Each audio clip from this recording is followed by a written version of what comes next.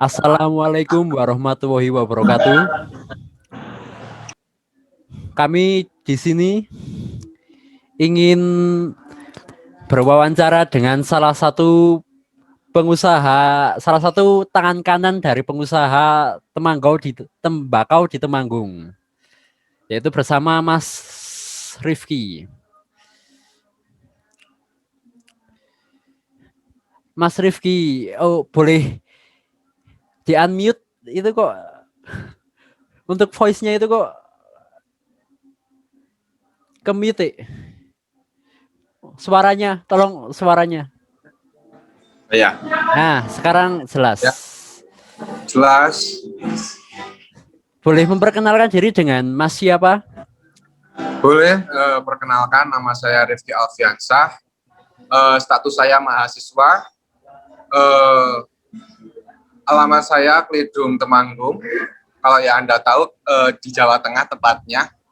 Dan bisnis yang saya jalani atau bisnis yang bapak saya punya itu adalah bisnis tembakau, yaitu yang ownernya siapa? Ownernya adalah kami kirim ke PT Jarum Indonesia. Itu dari saya. Oh. Kalau begitu dilanjut dengan Mas Fizra untuk pertanyaan yang kedua. Bisnisnya sejak tahun berapa, Mas? Gimana, Mas? Bisa diulangi? Bisnisnya ini sejak tahun berapa dimulainya? Bisnis ini saya jalani, bukan saya sih, tepatnya bapak saya jalani. Beliau sebelumnya mengikuti orang terlebih dahulu dalam bisnis ini. Beliau mengikuti orang pada tahun 2013 atau 2014 itu awal saya masuk SMP, itu beliau mengikuti seseorang dalam bisnis pertembakauan juga. Terus pada awal tahun 2017 atau 2018 itu beliau tidak ikut lagi. Beliau mendirikan sebuah bisnis sendiri yang dinamai dengan bisnis Jarum GWL, karena kami menghimpun atau kami membeli barang-barang berupa tembakau gelondongan dari para petani di Temanggung, maupun itu di Temanggung maupun di sekitarnya. Terus kami jual atau kami kirim lagi ke PT Jarum Indonesia. Itu. Oh. Kalau karyawan udah berapa nih, Mas, sekarang?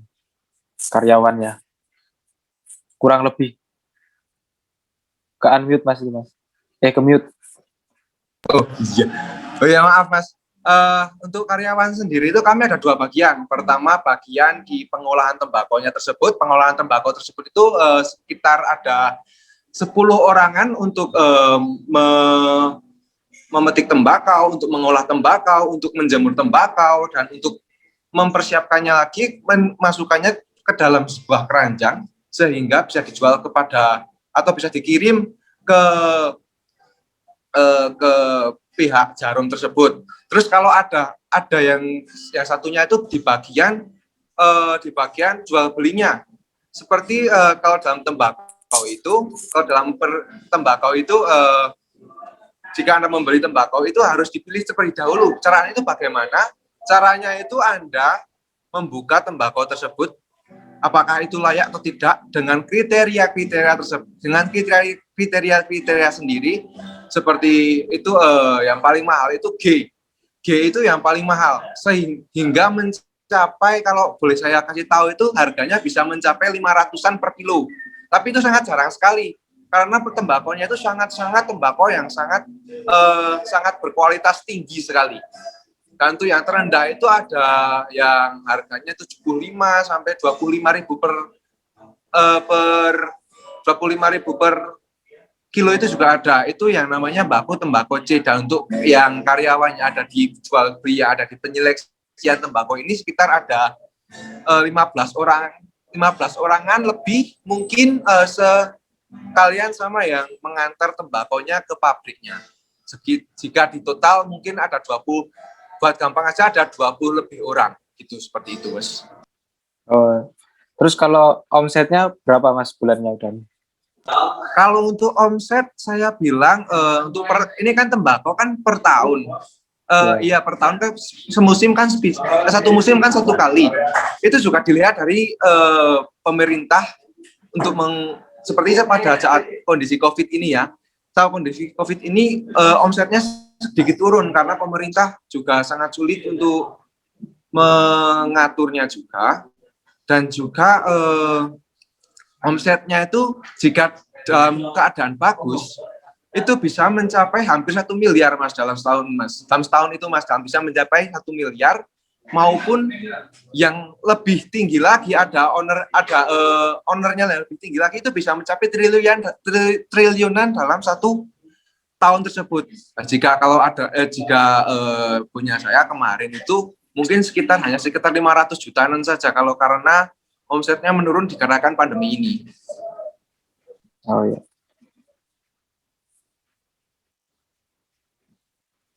Mal, Baik. lanjut nih. Oke, dilanjutkan. Sepertinya Randy Rito Sutanto kehilangan sinyal. Jadi apa mau diganti dengan yang lain apa saya? Sementara ganti saya dulu ya.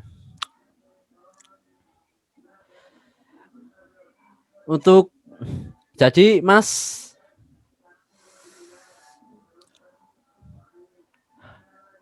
untuk berapa rata-rata keuntungan bersih per bulannya? Oke, untuk keuntungan bersih per bulan itu nggak ada per bulanan Mas. Kayak kan saya udah bilang, kalau tembakau ini kan 1 tahun sekali, satu tahun satu musim. Terus kalau keuntungan bersih 1 bulan itu tidak ada. Kami selalu menjumlahkannya sebagai keuntungan bersih 1 tahun. Yaitu setelah sekitar mungkin dipotong gaji sama dipotong karyawan, dipotong biaya transport dan dipotong biaya yang lain-lain, itu jika dilihat dari omsetnya itu jika dilihat keuntungan bersihnya itu bisa mencapai 750 juta. Nah, jika dalam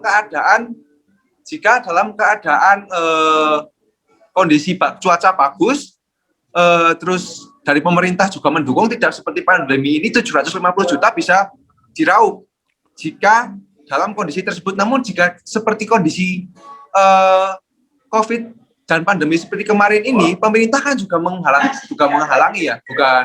Kan saya jujur saja, kalau tembakau tahun belakang itu hanya mencapai 250. Yang saya tahu hanya mencapai 250 sampai 300, enggak sampai 300, 200-an sampai 250.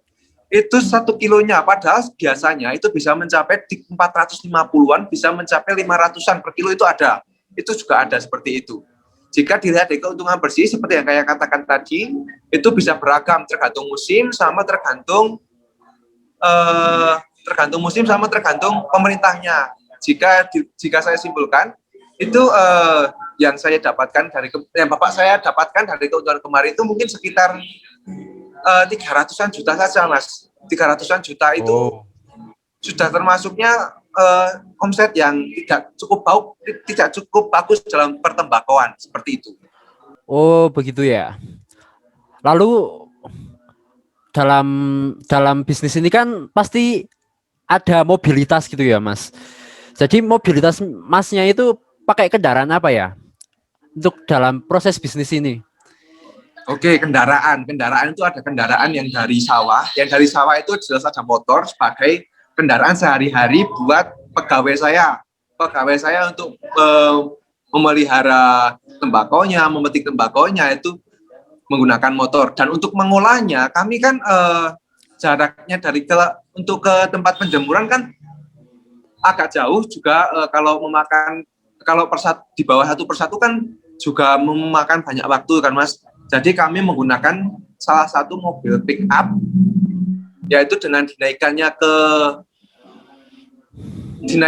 tembakau tersebut per rigen, bahasa rigennya itu gimana ya? Ya rigen. Emang kayaknya rigen ya Mas. Regen ya, per Regen. regen itu tembakau kan Seperti- disusun. Iya. Terus kami tumpuk sedemikian rupa yang masih bisa disangkut oleh mobil pick up tersebut, terus kami pindahkan. Yang kedua ada mobil itu. Yang ketiga itu bisa berupa mobil pick up lagi. Jika dalam kirimannya banyak lagi dalam kiram sehari itu hanya mencapai 100 keranjang atau lebih, itu kami menggunakan jasa ataupun menggunakan truk sebagai alat transportasi. Nah, untuk mengirimnya lagi ke PT Jarum Indonesia, itu kami menggunakan sebuah truk tonton sehingga bisa memuat banyak sekali gitu loh. Seperti itu. Jadi bisa saya simpulkan itu kendaraannya itu ada mobil, ada motor beberapa, ada mobil beberapa, dan ada satu truk dan ada satu truk kontainer atau satu truk tronton tersebut. Oh, berarti memang cukup kompleks ya Mas kendaraannya.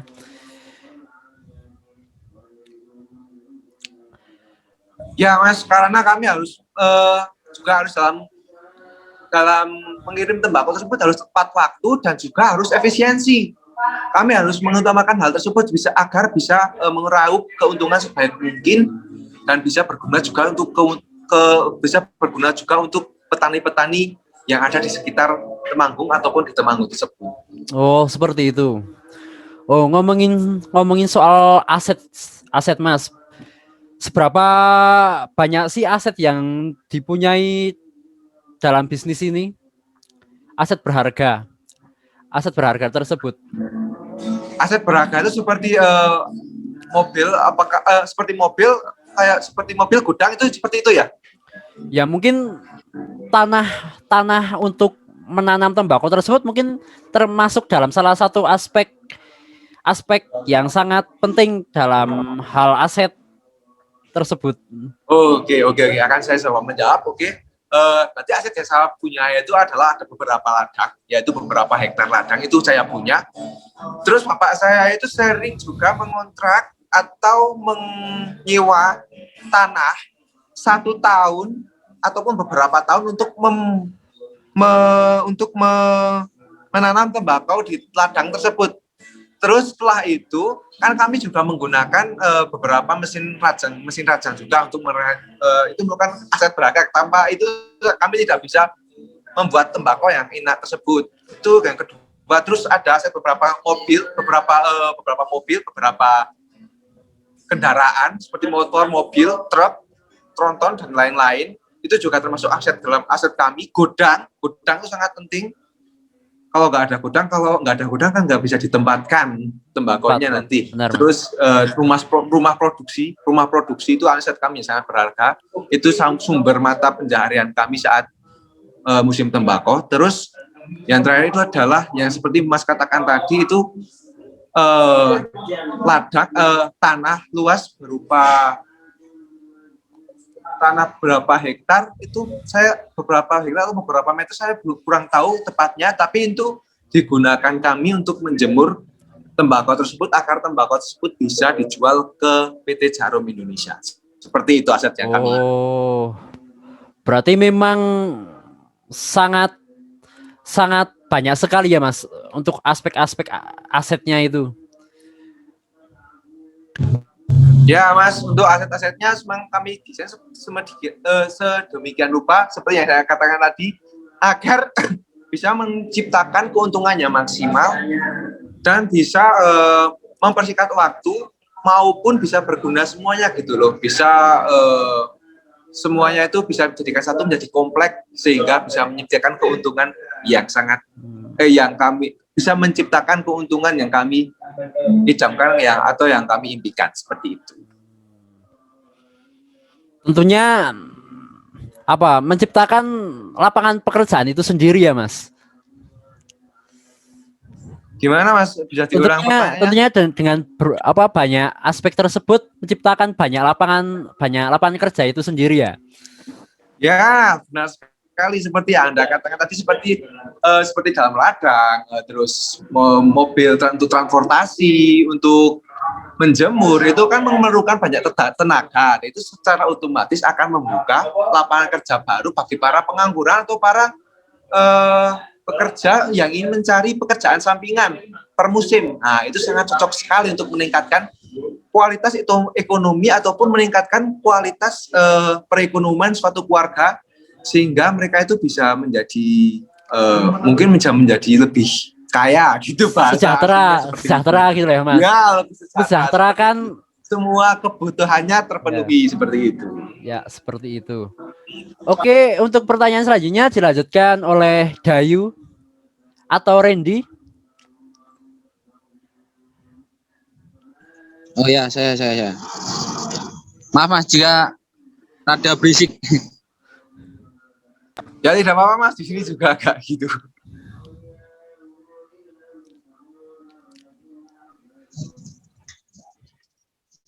Apakah perusahaan sudah dapat dibilang mencapai kesuksesan atau progres yang positif, Mas? Gimana, Mas? Kalau untuk mencapai kesuksesan memang beberapa tahun kemarin itu memang saya alhamdulillah dari pihak keluarga sendiri dari tahun 2016 seperti dari saya kecil itu memang keluarga saya memang hidup pas-pasan, tapi setelah bapak saya membangun usaha ini kondisi perekonomian kami itu meningkat Mas. Jika dibilang sukses ya alhamdulillah sukses, tapi kan jika dalam usaha kan juga ada down-nya segala kan. Untuk positifnya tetap positif karena bapak saya masih ada di dalam PT Jarum tersebut. Memang sebelumnya ingin pindah ke PT Gudang Garam, tapi beliau kan sebelumnya sudah berpengalaman di PT Jarum. Akhirnya beliau kembali lagi ke PT Jarum Indonesia lagi. Dan setelah itu kan secara pandemi ini kan berdampak bagi semua usaha ya Mas ya. Jadi kalau menurut saya itu masih positif, tapi keuntungannya turun Mas dikarenakan pandemi ini. Kalau untuk kesuksesan sendiri itu relatif ya Mas ya. Itu kalau menurut saya itu kesuksesan itu relatif. Bagaimana cara seorang pebisnis itu menentukan target itu, jika target tersebut bisa tercapai maka itu bisa dibilang sukses Mas. Kalau menurut saya seperti itu. Oh ya Mas.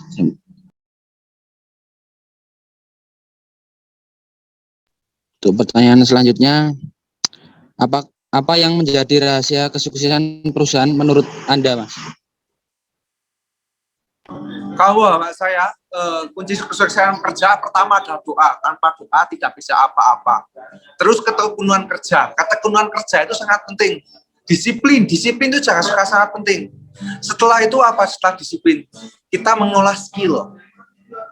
Jika Anda ingin mengalami keuntungan yang besar, itu ya Anda harus tahu bagaimana cara mengolah tembakau agar bisa menciptakan tembakau yang berkualitas tinggi dan bisa sampai mencapai harga G, yaitu sampai mencapai harga 500 per kilo. 500 per kilo loh Mas, jika dibayangkan itu berapa? Jika ada 1 ton saja itu keuntungannya sudah berapa, sudah dibayangkan. Karena beberapa aspek itu seperti ya kayak tadi doa, terus tekun, disiplin, skill, terus apa lagi ya? Mungkin apa ya tambahannya ya? Mungkin sedekah juga tidak akan mempengaruhi harta Anda. Itu adalah salah satu yang diajarkan oleh Sunnah Rasul kepada hamba-hambanya atau kepada pengikut-pengikutnya. Seperti itu. Itulah menurut saya rahasia yang bukan rahasia sih, menurut saya sih rahasia umum. Setiap usaha pasti melakukan seperti itu. Itu dari saya. Oh iya Mas, baik Mas. Dan pertanyaan selanjutnya,